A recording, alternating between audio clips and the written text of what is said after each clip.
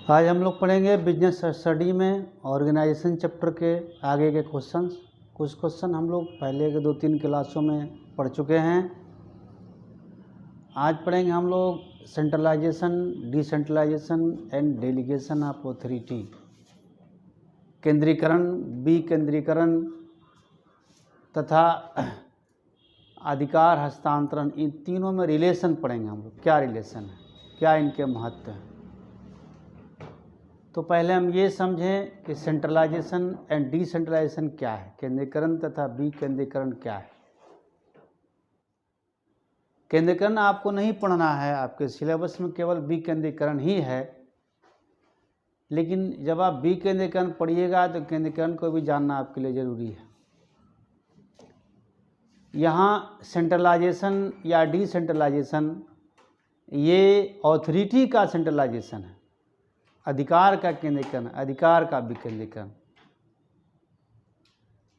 जब किसी संगठन में ऑथोरिटी, अधिकार यानी पावर कुछ गिने चुने लोगों के पास केंद्रित हो जाए, जिससे केवल टॉप लेवल मैनेजमेंट के पास सारे ऑथोरिटी हों, सारे पावर्स हों,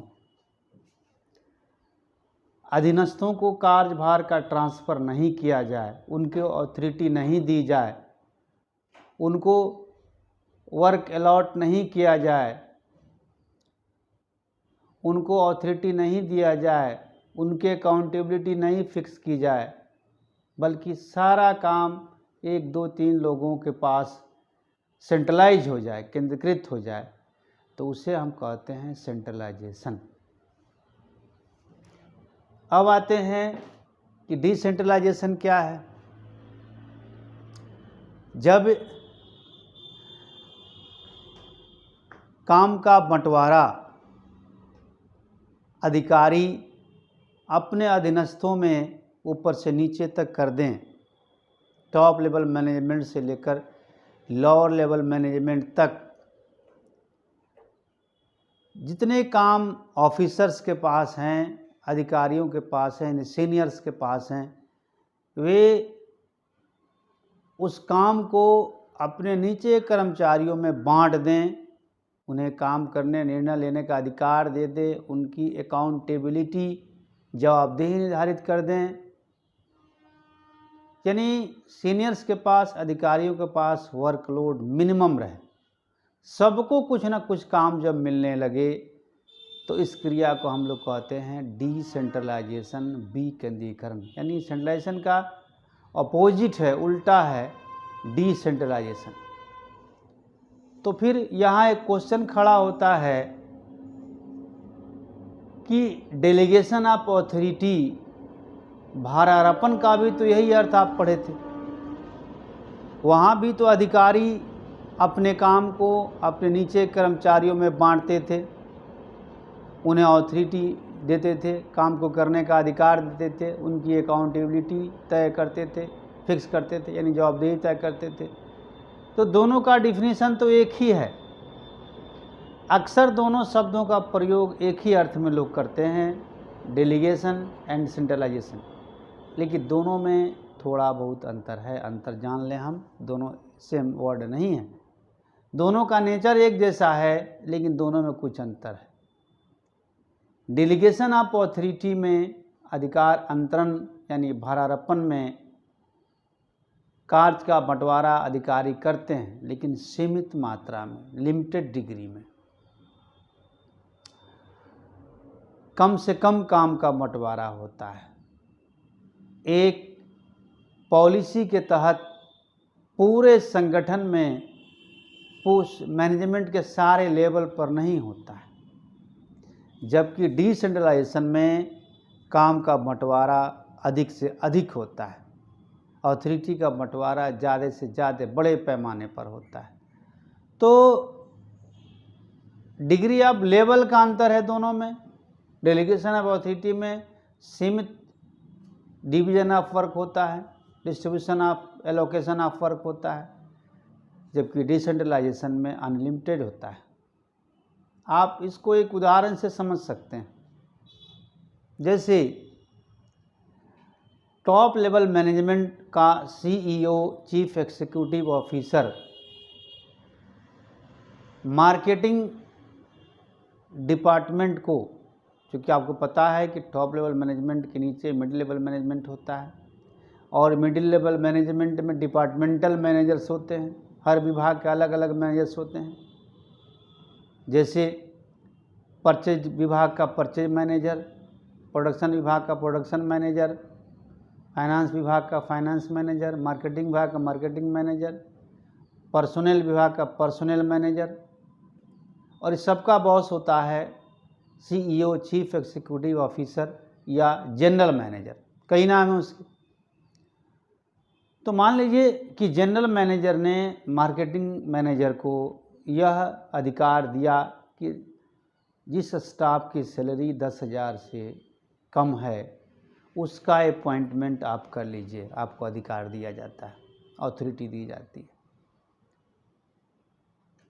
तो ध्यान रखिए, केवल मार्केटिंग मैनेजर को ये पावर दिया गया है, purchase manager, production manager, finance manager, personal manager को ये पावर नहीं मिला है, केवल मार्केटिंग मैनेजर को दिया है। वो भी लिमिटेड की 10,000 से नीचे जिनका वेतन है उन्हीं की बहाली आप कर सकते हैं, उन्हीं का रिक्रूटमेंट कर सकते हैं, उससे ज़्यादा सैलरी वाले को आप नहीं कीजिए। तो इसे हम डेलीगेशन ऑफ अथॉरिटी कहेंगे। यानी जनरल मैनेजर ने, सीईओ ने अपने काम का एक थोड़ा सा भाग ट्रांसफ़र कर दिया, छोटा सा भाग ट्रांसफ़र कर दे दिया मार्केटिंग मैनेजर को। लेकिन यही पॉलिसी अगर पूरे संस्था में अडॉप्ट की जाए, general manager chief executive officer अगर अपने सारे डिपार्टमेंटल मैनेजर्स को, परचेज मैनेजर को, प्रोडक्शन मैनेजर को, मार्केटिंग मैनेजर को, फाइनेंस मैनेजर को, पर्सनल मैनेजर को ये अधिकार दे दे कि आप लोग अपने अपने डिपार्टमेंट में जितने भी कर्मचारियों की बहाली करनी है, हर डिपार्टमेंटल हेड खुद कर ले।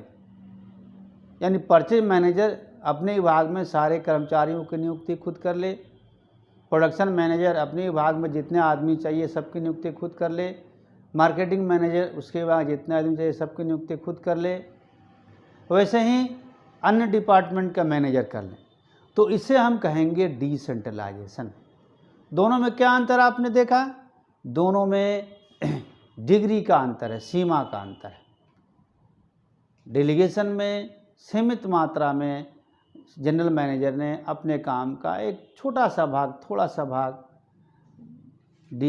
एलोकेट किया मार्केटिंग मैनेजर को, लेकिन डिसेंट्रलाइजेशन में अपने काम का अधिकतम भाग, एक बड़ा भाग एलोकेट कर दिया सारे डिपार्टमेंट मैनेजर को।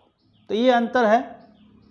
जब अथॉरिटी का डेलीगेशन लिमिटेड मात्रा, सीमित मात्रा में हो, कम हो, तो उसे डेलीगेशन ऑफ अथॉरिटी कहेंगे। आज जब बड़े पैमाने पर अथॉरिटी का डेलीगेशन हो तो उसे डिसेंट्रलाइजेशन कहेंगे। तो दोनों का नेचर एक जैसा है, लेकिन दोनों में अंतर है। समझ गए आप इस चीज़ को कि डिसेंट्रलाइजेशन और डेलीगेशन ऑफ अथॉरिटी दोनों में डिफरेंस है। अब आते हैं कि डिसेंट्रलाइजेशन के महत्व क्या हैं, उसकी उपयोगिता क्या है। ये 6 इंपॉर्टेंस आप देखिए, इसको 1 बाय 1 करके समझिए। इन्हीं तथ्यों से डिसेंट्रलाइजेशन का महत्व का पता चल जाएगा। इसके बारे में कहा जाता है, महत्व इसी समझ सकते हैं कि प्रश्न यह नहीं है कि डिसेंट्रलाइजेशन किया जाए या न किया जाए। डिसेंट्रलाइजेशन तो हर संस्था में होना ही चाहिए, नहीं होने का प्रश्न ही नहीं है। बल्कि प्रश्न यह है कि कितनी मात्रा में किया जाए, यानी किस सीमा तक किया जाए। पहला पॉइंट है डेवलप्स इनिशिएटिव एमोंग सबऑर्डिनेट्स, अधीनस्थों में पहल क्षमता का विकास। पहल क्षमता का मतलब हुआ अपने ढंग से कार्य करने की क्षमता, अपने अंदर छुपे हुए गुणों को बाहर लाना, अपने अंदर छुपे हुए टैलेंट्स को बाहर लाना और संस्था के ऑर्गेनाइजेशनल इंटरेस्ट में काम करना, संस्था के हित में उसका प्रयोग करना उस टैलेंट का। तो चूँकि डिसेंट्रलाइजेशन में, विकेंद्रीकरण में टॉप लेवल मैनेजमेंट से लेकर लोअर लेवल मैनेजमेंट तक, ऊपर से लेकर नीचे तक हर तरह के अधिकारियों में हर तरह के अधिकारी अपने अधीनस्थों में काम का बंटवारा करते हैं। यानी सारे अधीनस्थों के पास, सारे सबऑर्डिनेट्स के पास कुछ ना कुछ काम होता है। वर्कलोड नहीं होता है, इतना ही काम होता है जितना पर अच्छे ढंग से फोकस कर सके, अच्छे ढंग से कर सके। न केवल काम होता है बल्कि उन्हें उसको अपने ढंग से करने का अधिकार भी दिया जाता, अथॉरिटी भी दी जाती है, पावर भी दिया जाता है कि आप इस काम को अपने ढंग से करिए और अपना परफॉर्मेंस दिखाइए। उन्हें ये भी बता दिया जाता है कि आप अपना परफॉर्मेंस औरों से बेटर करके दिखाइए, आपका परफॉर्मेंस अच्छा रहा तो इसका इनाम भी मिलेगा, लेकिन अगर आप काम को नहीं कर सके, आपको जो टारगेट दिया गया है उसको पूरा नहीं कर सके तो उसका पेनाल्टी, दंड भी मिलेगा। तो ये चीज़ कर्मचारियों को, अधीनस्थों को ये मोटिवेट करता है कि अपने अंदर छुपे हुए टैलेंट को बाहर लाएं, अपने ढंग से काम करें, अपनी क्षमता को दिखाएं, एफिशिएंसी को दिखाएं, कार्य क्षमता को दिखाएं, अपने प्रभावशीलता को दिखाएं। इससे यानी एक तरह से इसे ये कहा जाए कि वे अपने अधिकारियों के काम को भी सीखते हैं। इससे अधीनस्थों में पहल क्षमता का विकास होता है, इनिशिएटिव का गुण आता है, अपने ढंग से काम करने का, अपने अंदर जो टैलेंट छुपा है उसको बाहर लाने का, उसको रोकने का नहीं, उसको बाहर लाने की क्षमता का विकास होता है। और सारे कर्मचारी भविष्य में, आने वाले समय में संस्था के लिए योग्य और टैलेंटेड निर्धारित होते हैं, फिक्स होते हैं। दूसरा पॉइंट है develops managerial talent for future, भविष्य के लिए प्रबंधकीय योग्यता का विकास। चूँकि सारे कर्मचारियों को कुछ न कुछ काम इसमें मिल जाता है, वर्क एलोकेट कर दिया जाता है और सबको अपने ढंग से काम करने, अपना परफॉर्मेंस दिखाने का मौका दिया जाता है, अपॉर्चुनिटी दी जाती है। तो और सारे कर्मचारी अपने अंदर पहल क्षमता का विकास करते हैं। इससे क्या होता है कि सभी अधीनस्थ अपने अधिकारियों के कामों को सीख जाते हैं। एक तरह से ये कहा जाए तो गलत नहीं होगा कि सारे अधिकारी अपने योग्यता को अपने अधीनस्थों में ट्रांसफ़र करते हैं। अधिकारी अपने अधीनस्थों को काम सौंपकर एक तरह से अपने अधीनस्थों को ये मौका देते हैं कि जो गुण हमारे अंदर है वो गुण तुम भी सीख लो, वो क्वालिटी तो अपने अंदर ले आओ। और चूँकि सारे सबऑर्डिनेट, सारे अधीनस्थ अपने अधिकारियों के कामों से पूरी तरह से अवगत हो जाते हैं, यानी भविष्य में यदि कभी अधिकारी नहीं रहे, उनका पोस्ट खाली हो जाए तो उस स्थान को ग्रहण करने के लिए तैयार होते हैं। तो यानी एक तरह से भविष्य में एक दो नहीं, हमारे पास मैनेजरियल टैलेंट की पूरी फौज खड़ी हो जाती है। पूरी सारे कर्मचारी पूरी ईमानदारी, निष्ठा से काम करते हैं। भविष्य में जो चैलेंजेज हमारे सामने आते हैं, बड़ी से बड़ी चुनौतियों का सामना करने के योग्य साबित होते हैं कर्मचारी। तो इस तरह से डिसेंट्रलाइजेशन मैनेजरियल टैलेंट भविष्य में मैनेजरियल टैलेंट को हमारे सामने लाता है, भविष्य के लिए प्रबंधकीय योग्यता का विकास करता है। तीसरा पॉइंट है क्विक डिसीजन मेकिंग, शीघ्र निर्णयन। चूँकि डिसेंट्रलाइजेशन में सभी कर्मचारियों को केवल काम नहीं सौंपा जाता है, काम को करने के पावर्स, अधिकार भी दिए जाते हैं, ऑथोरिटी भी दिया जाता है, यानी डिसीजन मेकिंग, निर्णय लेने का अधिकार भी दिए जाते हैं। और चूँकि हर कर्मचारी के पास लिमिटेड वर्क होता है, सीमित काम होता है जिससे वो अच्छे ढंग से कर सके, इसके बारे में अपने ढंग से वो निर्णय लेकर उस वर्क को परफॉर्म करे, काम कर सके। अतः सभी कर्मचारी अपने काम के बारे में आसानी से निर्णय लेने में सक्षम होते हैं और ये निर्णय न केवल संस्था के हित में निर्णय लेते हैं बल्कि सारे कर्मचारी इफ़ेक्टिव निर्णय लेते हैं, प्रभावशाली निर्णय लेते हैं जो संस्था को फ़ायदा पहुंचाता है। तो डिसेंट्रलाइजेशन सारे अधीनस्थों को शीघ्र निर्णय लेने के काबिल बनाता है। अपने क्षेत्र में कोई भी शीघ्र निर्णय लेने के काबिल बनाता है, योग्य बनाता है। रिलीफ टू टॉप मैनेजमेंट, उच्च प्रबंध के कार्यभार में कमी। डिसेंट्रलाइजेशन होने से चूँकि टॉप लेवल मैनेजमेंट के पास बहुत थोड़ा सा काम बच जाता है, टॉप लेवल मैनेजमेंट अपने काम का अधिकतर भाग अपने मिडिल लेवल और लोअर लेवल को ट्रांसफ़र कर देता है, इसलिए उनके पास बहुत कम काम बच जाता है।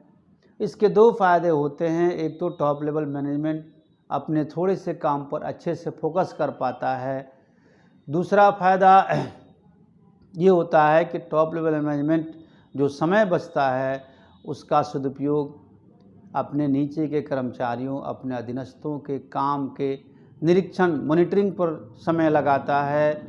साथ ही वो पूरे ऑर्गेनाइजेशन में कोऑर्डिनेशन, तालमेल बिठाने का में इस बचे हुए समय का प्रयोग करता है। तो डिसेंट्रलाइजेशन टॉप लेवल मैनेजमेंट को रिलीफ देता है, न केवल उनके कार्य में रिलीफ देता है बल्कि इतना समय बचा देता है कि वे बाकी अपने नीचे कर्मचारियों के कार्यों का निरीक्षण, सुपरविज़न, मॉनिटरिंग कर सकें। साथ ही सारे विभागों में सभी कर्मचारियों में बेहतर तालमेल बिठा सकें। पांचवा पॉइंट है फैसिलिटेट्स ग्रोथ, विकास में सहायक। आपने ऊपर के तथ्यों से देखा कि डिसेंट्रलाइजेशन में सबको मौका मिलता है, सबको कुछ न कुछ काम मिलता है, वो चाहे मैनेजमेंट के जिस लेवल पर बैठा हो, वो अधिकारी हो या सबऑर्डिनेट हो, सबके पास कुछ न कुछ काम होता है और सबको अपने ढंग से काम करने का अवसर, मौका दिया जाता है। इनिशिएटिव लेने का समय दिया जाता है कि आप अपने ढंग से अपनी पहल क्षमता का विकास करें, अपने ढंग से काम करें, अपना परफॉर्मेंस दिखाएं। और इसका नतीजा होता है कि सारे सबऑर्डिनेट्स में, सारे कर्मचारियों में जिम्मेदारी की भावना पैदा होती है, अकाउंटेबिलिटी क्रिएट होता है और ये अपने काम को पूरे ईमानदारी और निष्ठा से, पूरे लगन से करना शुरू करते हैं। और उनमें आपस में होड़ मचता है, आपसी होड़ मचता है कि कौन सा डिपार्टमेंट किस डिपार्टमेंट से आगे जाएगा, यानी हर डिपार्टमेंट एक दूसरे से आगे बढ़ने के फेरे में प्रतियोगिता बढ़ती है। एक डिपार्टमेंट में जितने कर्मचारी काम, उनमें भी आपसी प्रतियोगिता बढ़ती है कि कौन बेहतर से बेहतर काम करे। सारे विभागों में भी प्रतियोगिता बढ़ती है कौन बेहतर से बेहतर काम करे। और जब किसी संगठन के, संस्था के सारे अंग एक साथ एक्टिव हो जाएं, क्रियाशील हो जाएं, तो इससे पूरे संस्था का, संगठन का विकास होगा, ग्रोथ होगा। यानी डिसेंट्रलाइजेशन पूरे हमारे संगठन का या हमारे संस्था का, एंटरप्राइज का ग्रोथ में सहायक है, सहायता प्रदान करता है। अब अगला पॉइंट है बेटर कंट्रोल, बेहतर नियंत्रण। जब सारे विभागों में आपसी प्रतियोगिता बढ़ जाती है बेहतर से बेहतर काम करने का, सारे विभाग अपना परफॉर्मेंस दिखाना शुरू करते हैं, हर विभाग में काम करने वाले कर्मचारी अपना परफॉर्मेंस दिखाना, एक दूसरे से बेहतर करने के प्रयास में लग जाते हैं, तो इसका नतीजा होता है कि कंट्रोल, अपने आप संस्था का पूरा कंट्रोल बेहतर होने लगता है और टॉप लेवल मैनेजमेंट पूरे संगठन में बेटर कंट्रोल स्थापित करने में सक्षम हो पाता है। सारे डिपार्टमेंट, सारे विभाग एक दूसरे अपने अपने प्रयास में लगे रहते हैं, सारे विभाग एक्टिव हो जाते हैं और उनके बीच बेहतर तालमेल स्थापित होता है और इस तरह से पूरे ऑर्गेनाइजेशन में बेहतर से बेहतर नियंत्रण स्थापित हो पाता है। तो ये डिसेंट्रलाइजेशन के इम्पोर्टेंस हुए, यूटिलिटी हुआ, एडवांटेज हुआ। अब 2 क्वेश्चंस और हैं, सेंट्रलाइजेशन और डिसेंट्रलाइजेशन में अंतर, डेलीगेशन ऑफ अथॉरिटी और डिसेंट्रलाइजेशन में अंतर। ये पॉइंट वाइज डिफरेंस है। केंद्रीकरण और विकेंद्रीकरण में अंतर देखिए। पहला पॉइंट है इसमें फ्रीडम इन एक्शन, कार्यों की स्वतंत्रता। केंद्रीकरण में चूंकि सारे पावर एक जगह केंद्रित हो जाते हैं, सारे अथॉरिटी पावर गिने चुने लोगों के हाथों में सिमट जाता है। अतः सेंट्रलाइजेशन में अधीनस्थों को, नीचे कर्मचारियों को कार्य करने की स्वतंत्रता नहीं होती, कार्य करने की स्वतंत्रता नहीं, कम होती है या नहीं होती। जबकि डिसेंट्रलाइजेशन में कार्य सारे कर्मचारियों के बीच बंट जाते हैं, सबको अथॉरिटी मिलता है, यानी यहाँ कार्य करने की पूरी स्वतंत्रता होती है। तो केंद्रीकरण में कार्य की सीमित स्वतंत्रता होती है या नहीं होती है, जबकि विकेंद्रीकरण में कार्य की पूरी स्वतंत्रता होती है। विभिन्न स्तरों पर अधिकार, authority at different level. Centralisation में सारे अधिकार टॉप लेवल मैनेजमेंट के पास सिमट जाते हैं, मिडिल लेवल मैनेजमेंट और लोअर लेवल मैनेजमेंट के पास कम से कम अधिकार होता है। जबकि डिसेंट्रलाइजेशन में सारे अधिकार ऊपर से नीचे तक बंट जाते हैं, यानी मैनेजमेंट के हर लेवल पर, टॉप लेवल को, मिडिल लेवल को, लोअर लेवल को, सबको अधिकार होता है, सबके पास अथॉरिटी होता है, डिसीजन मेकिंग पावर्स होता है। जबकि सेंट्रलाइजेशन में डिसीजन मेकिंग पावर एक ही लेवल के पास चला जाता है, वो है टॉप लेवल। सुटेबल, उपयुक्त। सेंट्रलाइजेशन छोटे संगठन के लिए, जहां ऑर्गेनाइजेशन स्मॉल स्केल का हो, 2-4 लोग काम करते हो, वहां सेंट्रलाइजेशन सुटेबल माना जाता है। जबकि डिसेंट्रलाइजेशन बड़े संगठन के लिए, उलझे हुए संगठन के लिए, बड़ी कंपनियों में, बड़ी संस्थाओं के लिए, जहां बहुतेरे कर्मचारियों की पूरी टीम एक साथ काम करती है, उसके लिए सुटेबल माना जाता है। चौथा पॉइंट है रोल ऑफ सबऑर्डिनेट्स, अधीनस्थों की भूमिका। काम करने में अधीनस्थों का रोल क्या है? तो सेंट्रलाइजेशन में अधीनस्थों का रोल लगभग नगण्य है, यानी मिनिमम है, नहीं के बराबर है। सारा रोल अधिकारियों के पास, टॉप लेवल के पास होता है। जबकि डिसेंट्रलाइजेशन में अधीनस्थों की भूमिका बढ़ जाती है।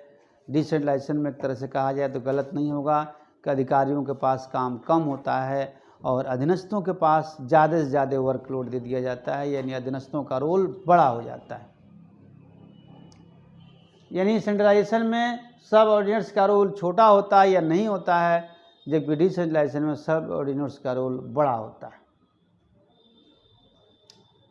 बेसिस,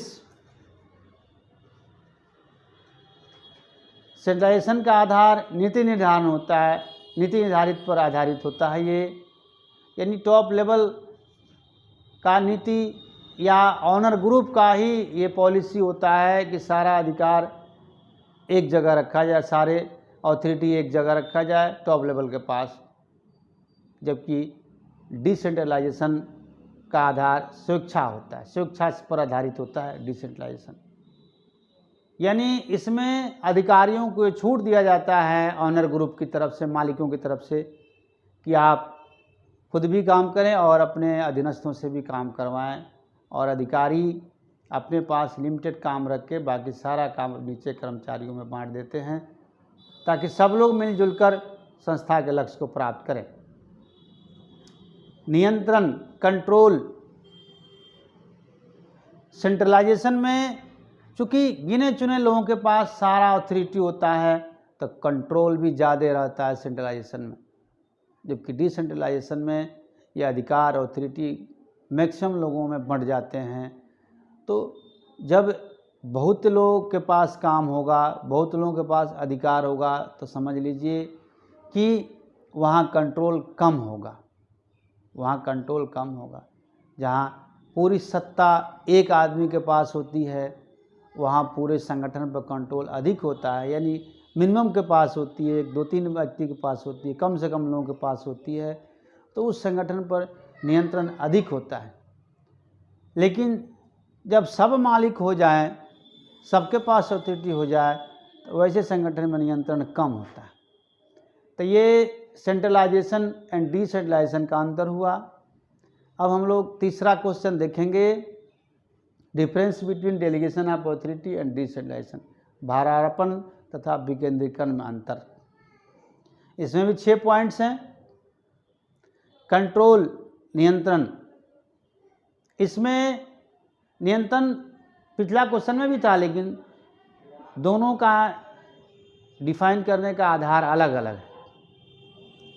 यहाँ नियंत्रण से मतलब ये है कि डेलीगेशन ऑफ अथॉरिटी में जब एक अधिकारी अपने सबऑर्डिनेट को अथॉरिटी दे देता है, काम सौंप देता है, जिम्मेदारी देता है,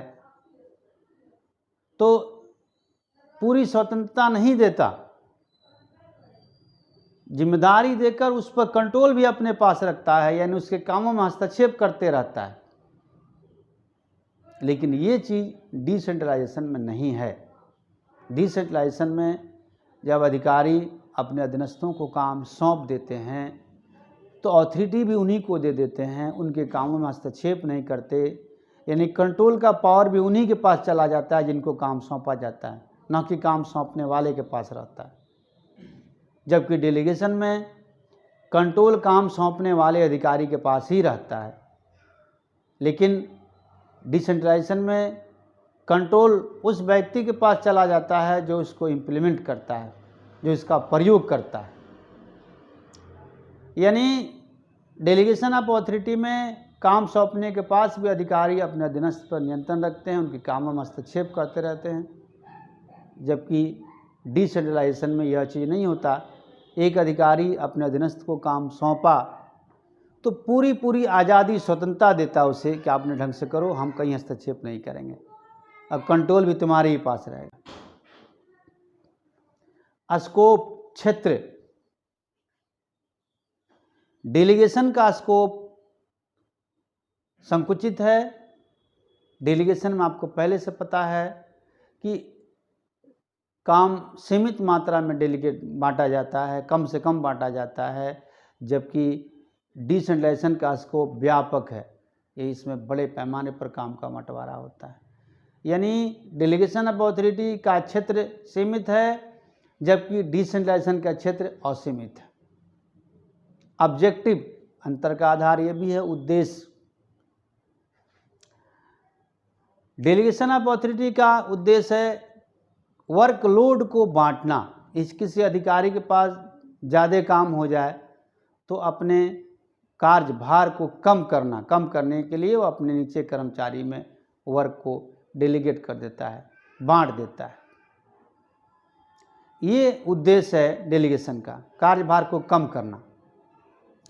लेकिन डिसेंट्रलाइजेशन का उद्देश्य पूरे संगठन में सत्ता का प्रवाह करना है, सत्ता का बंटवारा करना ऊपर से नीचे तक। इसका उद्देश्य ये है, किसी एक अधिकारी द्वारा केवल अपने काम, वर्कलोड को कम करना नहीं है, पूरे संगठन में इस काम को करना, कार्यभार का बंटवारा करना। यानी ये खड़ा ही होता है इस आधार पर कि सत्ता का प्रवाह ऊपर से लेकर नीचे तक सबके पास हो। प्रकृति, अंतर का एक आधार है प्रकृति। डेलीगेशन ऑफ अथॉरिटी हर संगठन के लिए जरूरी है, चाहे वो छोटा हो या बड़ा, लेकिन डिसेंट्रलाइजेशन हर संगठन के लिए जरूरी नहीं है। छोटे संस्थाओं में, छोटे संगठनों में डिसेंट्रलाइजेशन करिएगा तो संगठन बर्बाद हो जाएगा। बड़े संगठनों के लिए जरूरी है। आपको पता है कि डेलीगेशन ऑफ अथॉरिटी डिसेंट्रलाइजेशन का ही एक अंग है, इसलिए डेलीगेशन ऑफ अथॉरिटी तो छोटा हो या बड़ा हर तरह के संगठन के लिए ज़रूरी है, जबकि डिसेंट्रलाइजेशन हर तरह के संगठन के लिए ज़रूरी नहीं है। फ्रीडम इन एक्शन, कार्यवाही की स्वतंत्रता। डेलीगेशन ऑफ ऑथोरिटी में कार्य करने की कम स्वतंत्रता होती है। डेलीगेशन ऑफ ऑथोरिटी में जो अधिकारी काम सौंपता है वो अपना कंट्रोल काम सौंपने वाले पर बनाए रखता है, मेंटेन रखता है। वह काम सौंपने वाले के काम में हस्तक्षेप करते रहता है, अपने अनुसार काम चाहता है। जबकि डिसेंट्रलाइजेशन में काम सौंपने वाला अधिकारी काम सौंपने के बाद जिस व्यक्ति को काम सौंपता है उसे पूरी आज़ादी दे दी जाती है कि आप अपने ढंग से काम करें, खुद इनिशिएट करें, अपनी पहल क्षमता से काम करें। आपको कोई हस्तक्षेप नहीं करेगा, बाहरी हस्तक्षेप नहीं होगा, आपको पूरी आज़ादी दी जाती है। इन डेलीगेशन में भी आज़ादी है लेकिन कम आज़ादी है काम करने की, जबकि डिसेंट्रलाइजेशन में काम करने की अत्यधिक आज़ादी है। छठा आधार है अंतर का स्टेटस, स्थिति। डेलीगेशन कैसे उत्पन्न होता है? डेलीगेशन ऑफ ऑथोरिटी का जन्म कैसे होता है? कार्यभार सौंपे जाने के कारण। जब एक अधिकारी अपने एक्सेस वर्क लोड को, कार्यभार को अपने अधीनस्थों में सौंपता है, हस्तांतरित करता है, तो इस कारण से इसके फलस्वरूप डेलीगेशन ऑफ ऑथोरिटी का जन्म होता है। जबकि डिसेंट्रलाइजेशन का जन्म संस्था के पॉलिसी के एक निर्धारित पॉलिसी के अनुसार होता है, टॉप लेवल मैनेजमेंट की पॉलिसी के अनुसार होता है कि कार्यभार ऊपर से नीचे तक हर स्तर पर हर कर्म अधिकारी द्वारा सौंपा जाए, हर अधिकारी अपने पास लिमिटेड वर्क रखे और बाकी सारा काम अपने अधीनस्थों से करवाए, उनके अंदर इनिशिएटिव क्रिएट करे, उनके अंदर गुणों का विकास करे। ये दोनों अंतर हुए। अब हम लोग अकाउंट्स पढ़ेंगे।